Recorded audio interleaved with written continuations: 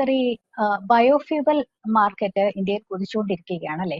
ജൈവ ഇന്ധന വിപണി. എന്തായാലും ഈ ബയോഫ്യൂവൽ ഉൽപാദനത്തിൽ തന്നെ നമ്മൾ 3-ാം സ്ഥാനത്ത് എത്തിച്ചേർന്നിരിക്കുന്നു എന്നൊരു വാർത്ത കണ്ടു. രാജ്യത്തിന് മാത്രമല്ല, ഈ മാറുന്ന ആഗോള താപനം, അങ്ങനെ കാലാവസ്ഥാ വ്യതിയാനങ്ങൾ ഉയർത്തുന്ന വെല്ലുവിളികൾക്കൊക്കെ ഇത് എങ്ങനെ ഗുണകരമാകും? നമുക്ക് എന്തെല്ലാം ഗുണകരമായ മാറ്റങ്ങൾ മുന്നോട്ട് വെക്കാൻ പറ്റും? ലോകത്തിലെ ബയോഫ്യൂവൽ ഉൽപ്പാദിപ്പിക്കുന്ന രാജ്യങ്ങളുടെ കണക്കെടുക്കുമ്പോൾ ഇപ്പോൾ 3-ാം സ്ഥാനത്ത് എത്തിയിരിക്കുകയാണ് ഇന്ത്യ. അതായത് ഇന്ത്യക്ക് മുമ്പിൽ ഇപ്പോൾ ബ്രസീലും അതുപോലെ അമേരിക്കയും മാത്രമേ ഉള്ളൂ. ഇത് നമ്മുടെ അതായത് നമ്മുടെ എനർജി സെക്യൂരിറ്റി, അതുപോലെ തന്നെ നമ്മുടെ സാമ്പത്തികമായിട്ടുള്ള നമുക്ക് ഉണ്ടാകുന്ന നേട്ടങ്ങൾ, അങ്ങനെ അതുപോലെ ഈ പറയുന്ന പരിസ്ഥിതിക്ക് മലിനീകരണത്തെ പരമാവധി കുറയ്ക്കുക, ഇങ്ങനെയൊക്കെയുള്ള മേഖലകളിൽ ഇതൊരു വലിയ മുന്നേറ്റമാണ്. ഇന്ത്യയിൽ ഈ കഴിഞ്ഞ വർഷം, അതായത് 2024-ൽ 2025 ജനുവരിയോടെയാണ് നമ്മൾ ലോകത്ത് ബയോ ഫ്യൂവൽ ഉൽപാദനത്തിൽ 3-ാം സ്ഥാനത്തെത്തിയത്. ഈ കഴിഞ്ഞ വർഷം നമ്മൾ പെട്രോളിൽ 19.6% എത്തനോള് നമ്മൾ കലർത്തുക എന്ന നമ്മുടെ ടാർഗറ്റ് നമ്മൾ നേടിയിരിക്കുകയാണ്. യഥാർത്ഥത്തിൽ നമ്മുടെ ടാർഗറ്റ് പ്രകാരം പെട്രോളിൽ 2030 20% എത്തനോൾ കലർത്തുക എന്നുള്ളതായിരുന്നു. പക്ഷെ അത് വളരെ 5 കൊല്ലം മുമ്പ് തന്നെ നമുക്ക് അച്ചീവ് ചെയ്തിരിക്കുകയാണ്. ഇത് എന്താണ് ഇതിന്റെ ഒരു നേട്ടം എന്ന് ചോദിച്ചാൽ, നമ്മുടെ രാജ്യത്ത് ആവശ്യത്തിന് തന്നെ ഇത് ഉൽപ്പാദിപ്പിക്കുന്നത്, എത്തനോൾ അല്ലെങ്കിൽ ഈഥൈൽ ആൽക്കഹോൾ ഉൽപ്പാദിപ്പിക്കുന്നത് മുഖ്യമായിട്ടും ഈ കരിമ്പിന്റെ നീരിൽ നിന്നാണ്.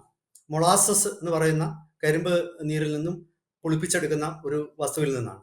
അപ്പൊ ഈ മൊളാസസിൽ നിന്നും ഈ പറയുന്ന എത്തനോൾ ഉൽപ്പാദിപ്പിക്കുമ്പോൾ നമ്മുടെ രാജ്യത്തെ കർഷകർക്ക് വില കൂടുതലാണ് കിട്ടുന്നത്.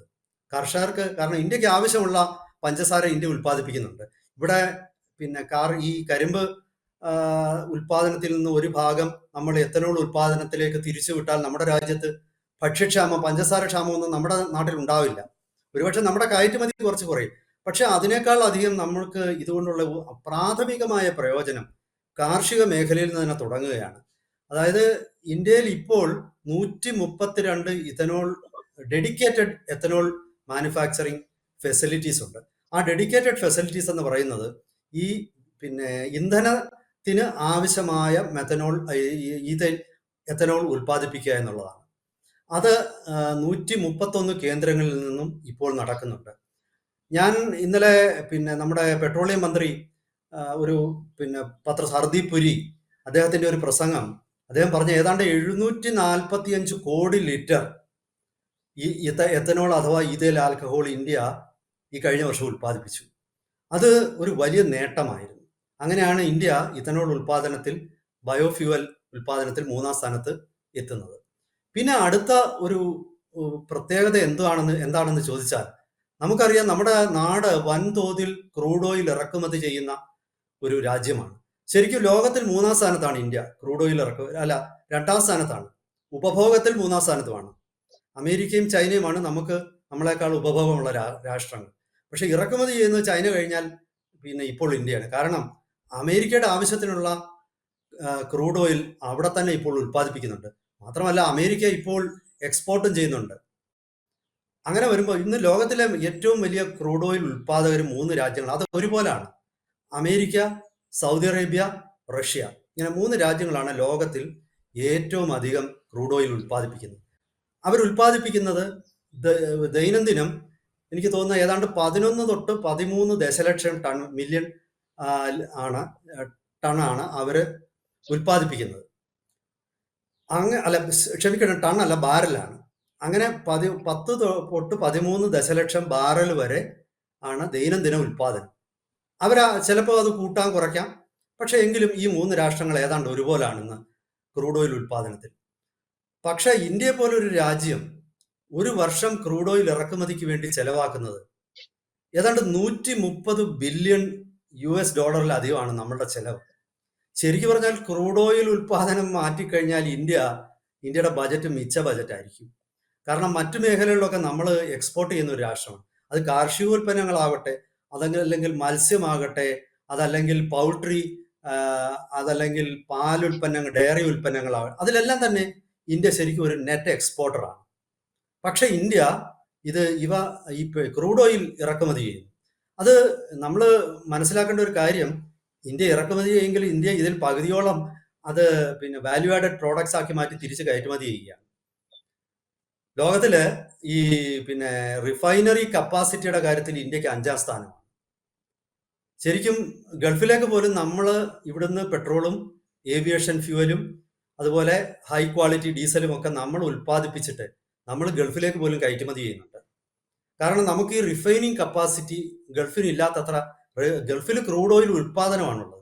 നമ്മൾ അതിവിടെ കൊണ്ടുവന്ന് റിഫൈൻ ചെയ്തു. ഇപ്പോൾ ലോകത്തിലെ ഏറ്റവും വലിയ പെട്രോളിയം റിഫൈനറി എന്ന് പറയുന്നത് അംബാനിയുടെ പിന്നെ മുകേഷ് അംബാനിയുടെ ജാംനഗറിലുള്ള റിഫൈനറിയാണ് ലോകത്തിലെ ഏറ്റവും വലിയ റിഫൈനറി. അപ്പം നമ്മൾ ഈ മേഖലയിൽ നമ്മൾ വളരെ മുന്നിലാണ്. പക്ഷെ എങ്കിലും ദൗർഭാഗ്യവശാൽ നമുക്ക് ഈ പെട്രോളിയം റിസർവുകളില്ല, ക്രൂഡ് ഓയിൽ റിസർവുകളില്ല. അതിനാൽ പ്രകൃതിവാതകത്തിനും ക്രൂഡ് ഓയിലിനും നമ്മൾ വിദേശ രാഷ്ട്രങ്ങളെ ആശ്രയിച്ചേ പറ്റൂ. അവിടെയാണ് ഈ പറയുന്ന ഈ ബയോഫ്യൂവൽ ഉൽപ്പാദനത്തിന്റെ നമ്മുടെ ഒരു നേട്ടം എന്ന് പറയുന്നത്. കാരണം ഈ ബയോഫ്യൂവൽ ഇന്ത്യയിൽ ഉൽപ്പാദിപ്പിക്കുന്നതോടുകൂടി ഞാൻ പറഞ്ഞു 20% പെട്രോളിൽ മിക്സിംഗ് നടത്തുന്നു. അതായത് ഇന്ത്യ ഏതാണ്ട് മൊത്തം ഡീസലും എല്ലാം കൂടെ ഉൾപ്പെടെ നമുക്ക് നോക്കുമ്പോൾ ഒരു 15-10%, ഒരു 10% നമ്മുടെ ഇറക്കുമതി കുറയ്ക്കാൻ നമുക്ക് ഇതുകൊണ്ട് കഴിഞ്ഞിട്ടുണ്ട്. അതായത് 100 കോടിയുടെ 10% എന്ന് പറഞ്ഞാൽ $10 ബില്യൺ. നമ്മൾ 130 ബില്യൺ US ചെലവാക്കുമ്പോൾ 13 തൊട്ട് 15 ബില്യൺ ഡോളർ വരെ ഒരു വർഷം ലാഭിക്കാൻ, വിദേശ നാണ്യത്തിൽ നമുക്ക് ലാഭിക്കാൻ നമുക്ക് ഈ ബയോഫ്യൂവൽ ഉൽപ്പാദനം കൊണ്ട് നമുക്ക് കഴിയുന്നു. ഇതിന്റെ ഒരു പ്രത്യേകത എന്ന് പറയുന്നത്, ഈ ബയോഫ്യൂവലായ എത്തനോൾ എന്ന് പറയുന്നത് മിക്സ് ചെയ്തിട്ടുള്ള ഫ്യൂവല് കുറച്ചുകൂടെ നമ്മുടെ നാട്ടിൽ ഉൽപ്പാദിപ്പിക്കുന്ന എഞ്ചിനുകളെ കുറച്ചുകൂടെ ഇഫക്റ്റീവായിട്ട് വർക്ക് ചെയ്യാൻ സാധ്യമാകും ഇത് മിക്സ് ചെയ്ത ഈ പറയുന്ന പെട്രോളിന്. അത് ഒരു ഭാഗത്ത്. മറുഭാഗത്ത് അത് വളരെ വലിയ തോതിൽ നമുക്ക് ഈ അന്തരീക്ഷ മലിനീകരണത്തെ കുറയ്ക്കാൻ സാധിക്കും. കാരണം കാർബൺ ഡൈ ഓക്സൈഡ് ഉൽപ്പാദനം നമ്മുടെ ഫ്യൂവൽ കത്തുമ്പോൾ, പെട്രോൾ കത്തുമ്പോൾ ഉള്ള ആ കാർബൺ ഡൈ ഓക്സൈഡ് ബഹിർഗമിക്കുന്നത് വളരെ കുറയും ഈ എത്തനോളുമായിട്ട് മിക്സ് ചെയ്ത് കഴിഞ്ഞാൽ. പിന്നെ ഇത് മാത്രവുമല്ല, ഇപ്പോൾ എത്തനോൾ മാത്രം കൊണ്ട് വണ്ടി ഓടിക്കാവുന്ന വണ്ടികൾ, എത്തനോൾ മാത്രം കൊണ്ട് നമുക്ക് വണ്ടി ഓടിക്കാം. അപ്പൊ അങ്ങനെ എത്തനോള്, അത് E100 എന്നാണ് പറയുന്നത്. ആ E100 എന്ന് പറയുന്ന ബയോഫ്യൂവല് ഇന്ന് ഇന്ത്യയില് ഏതാണ്ട് എനിക്ക് തോന്നുന്നു 140-ലധികം ഔട്ട്ലെറ്റുകളുണ്ട്. അത് പിന്നെ പൊതുമേഖല പെട്രോളിയം മാർക്കറ്റിംഗ് കമ്പനികളായ ഭാരത് പെട്രോളിയം, ഇന്ത്യൻ ഓയിൽ കോർപ്പറേഷന്, അതുപോലെ തന്നെ ഹിന്ദുസ്ഥാൻ പെട്രോളിയം, ഇവർക്കെല്ലാം തന്നെ ഈ ഔട്ട്ലെറ്റുകളുണ്ട്. 140 ഔട്ട്ലെറ്റ് ഇന്ത്യയിലെ കടലിൽ കായം കലക്കുന്ന പോലാണ്. കാര്യം ഇന്ത്യ എന്ന് പറയുന്ന ഈ വലിയ രാജ്യത്ത് ഇപ്പൊ കേരളത്തിൽ തന്നെ എത്രയോ ഔട്ട്ലെറ്റുകൾ, എറണാകുളം നഗരത്തിൽ തന്നെ എടുത്ത് നോക്കിക്കഴിഞ്ഞാൽ നമുക്ക് ചിലപ്പോൾ 20-30 ഔട്ട്ലെറ്റുകൾ കണ്ടെന്നിരിക്കുക, എല്ലാ കമ്പനികളിലേതുമായിട്ട്. അതിൽ കൂടുതലുണ്ടാവാം ചിലപ്പോൾ. പക്ഷെ എങ്കിലും ഞാൻ പറയുന്നത്, ഈ പറയുന്ന E100 എന്ന് പറയുന്ന ഈ ഫ്യൂവല് അത് ശരിക്കും 93 മുതൽ 95% വരെ എത്തനോളാണ്, ഇഥൈൽ ആൽക്കഹോളാണ്. 5% അതിൽ പെട്രോളുള്ളൂ. ബാക്കി 1%, 1-2% സോൾവെന്റുകൾ എന്ന് പറയുന്ന, ഇത് രണ്ടുകൂടെ ഇഫക്റ്റീവായിട്ട് മിക്സ് ആകാൻ വേണ്ടി ഉപയോഗിക്കുന്ന ചില ദ്രാവകങ്ങളുണ്ട്. അപ്പം ഇങ്ങനെയുള്ള ഫ്യൂവലും ബയോഫ്യൂവലും നമ്മളിപ്പോൾ പുറത്തിറക്കി കഴിഞ്ഞിരിക്കുന്നു. അതായത് ഇപ്പോൾ ചുരുക്കി പറഞ്ഞാൽ ഇന്ത്യയുടെ ഒരു ബയോഫ്യൂവൽ ഉപഭോഗവും ഉൽപാദനവും അത് ലോകത്തിന് തന്നെ മാതൃകയാവുന്ന നിലയിലേക്ക് നമ്മൾ വർദ്ധിപ്പിച്ചിരുന്നു. നമ്മുടെ ടാർഗറ്റ് 20% മിക്സിങ്, പെട്രോൾ മിക്സിംഗ് എന്ന് പറയുന്നത് 2030 ആയിരുന്നെങ്കിലും 2025 കൂടി തന്നെ നമ്മൾ അത് അച്ചീവ് ചെയ്ത് കഴിഞ്ഞിരിക്കുകയാണ്. ഇനി ഇപ്പോൾ നമ്മൾ ഉദ്ദേശിക്കുന്നത് എന്ന് പറയുന്നത്, ഒന്ന് ഹൈഡ്രജൻ ഉപയോഗിച്ചുള്ള വാഹനങ്ങൾ, ഹൈഡ്രജൻ ഉപയോഗിച്ച് ഓടിക്കാൻ പറ്റുന്ന വാഹനങ്ങൾ. അതിൻ്റെ ഒരു വലിയ മെച്ചം എന്ന് പറയുന്നത്, ഈ ഹൈഡ്രജൻ ഉൽപ്പാദിപ്പിക്കുന്നതും വളരെ പ്രകൃതിയോട് ഇണങ്ങിച്ചേരുന്ന രീതിയിലാണ്. അത് ജലത്തെ വിഘടിപ്പിച്ചിട്ടാണ്, അതിന് സോളാർ എനർജിയാണ് ഉപയോഗിക്കുന്നത്. അപ്പൊ അത്തരം ഹൈഡ്രജൻ ഇന്ധനമായി ഉപയോഗിക്കുന്ന ട്രക്കുകൾ ടാറ്റ നിരത്തിലെടുക്കാനുള്ള പരീക്ഷണം ഇന്നാണെന്ന് തോന്നുന്നു തുടങ്ങുന്നത്.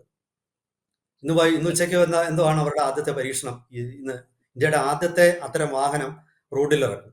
അത് ഹെവി വെഹിക്കിൾ. ഓൾറെഡി അതുകൊണ്ട് ഓടുന്ന കാറുകളൊക്കെ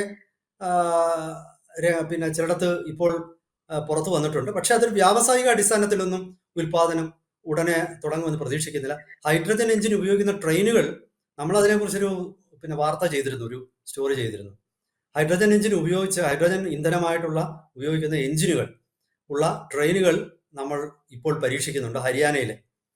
അങ്ങനെ ബയോഫ്യൂവൽ, അതായത് പ്രകൃതിക്ക് അനുകൂലമായ പരമാവധി നമ്മുടെ അന്തരീക്ഷ മലിനീകരണം തടയുന്ന എഞ്ചിനുകൾ ഉപയോഗിക്കുന്ന, അത് കപ്പലുകളിലാവട്ടെ, അത് ട്രെയിനിലാവട്ടെ, അതുപോലെ തന്നെ അത് പിന്നെ കാറ് അതുപോലുള്ള ലൈറ്റ് കൊമേഴ്സ്യൽ വെഹിക്കിളിലാവട്ടെ, അത് ഉപയോഗിക്കുന്ന ഒരു മുന്നേറ്റം നമ്മൾ തുടങ്ങിക്കഴിഞ്ഞു. അതിൽ നമ്മൾ വളരെയധികം മുന്നേറിയിട്ടുണ്ട്. അപ്പോൾ അതിലെ ഒരു നാഴികക്കല്ലാണ് ഈ എത്തനോൾ ഉപയോഗിക്കുന്നത്. ഇത് വരും ദിവസങ്ങളിൽ എത്തനോളിൻ്റെ ഈ പറയുന്ന മിക്സിങ് കുറച്ചുകൂടി വർദ്ധിപ്പിക്കുകയും, ഞാൻ മനസ്സിലാക്കുന്ന ഏതാണ്ട് 25% എത്തനോൾ ബ്ലെൻഡിങ് ഇതാണ് അതിൽ പറയുന്നത്. ആ എത്തനോൾ ബ്ലെൻഡഡ് പെട്രോൾ മാർക്കറ്റിൽ വരും. ഡീസലിലും ഇത് കുറച്ചൊക്കെ മിക്സ് ചെയ്യാനുള്ള ശ്രമങ്ങൾ തുടങ്ങിയിട്ടുണ്ട്. ചുരുക്കി പറഞ്ഞാൽ വരും ദിവസങ്ങളിൽ ഈ രംഗത്ത് വലിയൊരു മാറ്റം പ്രതീക്ഷിക്കാവുന്നതാണ്. ഇതാണ് ഈ ഒരു വിഷയത്തിൽ ഉള്ള പുതിയ ഡെവലപ്മെന്റ്സ്. Thank you.